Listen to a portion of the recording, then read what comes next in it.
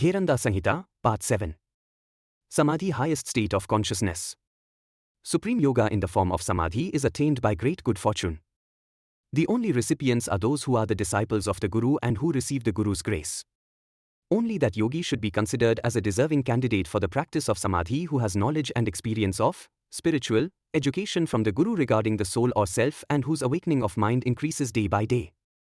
A yogi is liberated by separating the mind from the body and making it one with the Supreme Self. This is Samadhi, freedom from all known states of consciousness. I am not separate from Brahman, but I am Brahman only.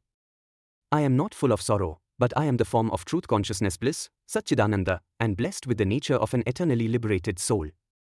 Shambhavi and Bhramari, Khechari and Yoni Mudras respectively accomplish the 4 states of Dhyana, Nada, Rasananda and Laya Siddhi. The 5th is Bhakti Yoga and Manomurcha is the 6th, constituting Raja Yoga. These 6 are now described. Adopting Shambhavi Mudra, see the Atma, soul or self, and then perceiving Brahman, fix the mind in Bindu. Merge the soul in the eternal space, merging the space with Jivatma, the individual soul, and Jivatma with Paramatma, the Supreme Self.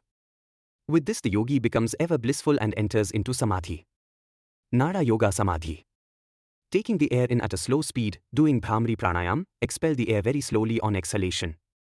While exhaling, a sound similar to the humming of a black bee is produced. Wherever this Nada, sound, is taking place, engage the mind there. This is Nada, Samadhi arising with the bliss of I am that. Rasananda Samadhi. When Khechari Mudra is performed and the tongue is folded upward, then by the practice of this simple yogic practice, Samadhi is perfected. Laya Siddhi Samadhi.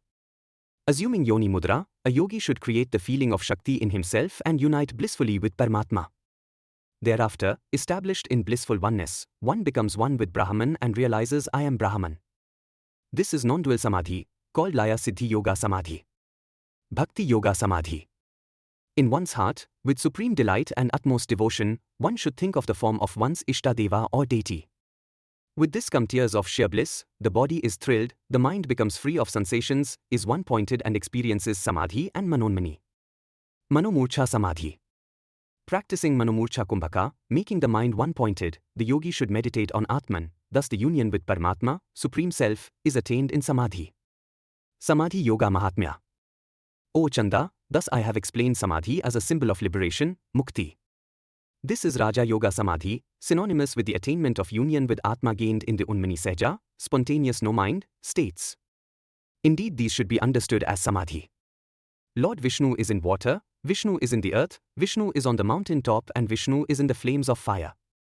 Thus this entire universe is indeed pervaded by Lord Vishnu. All living creatures that move on the earth or in the sky, trees, bushes, creepers, grass, oceans, mountains, etc., of this animate and inanimate universe are all Brahman. A yogi sees everyone in the self and the self in everyone. Considering the conscious eternal soul, Atma Chaitanya, or self inside the body as separate from the body, one becomes free from worldly attachments and passions. Thus, leaving aside all attachments with the body, son, wife, relations, wealth and possessions, attain Samadhi. This Layamrita Tattva, essence immersed in nectar, has been declared by Lord Shiva. This should be understood as a brief on liberation or salvation, which is difficult to attain. O Chanda, knowing this Samadhi, one is not reborn in this earthly dimension.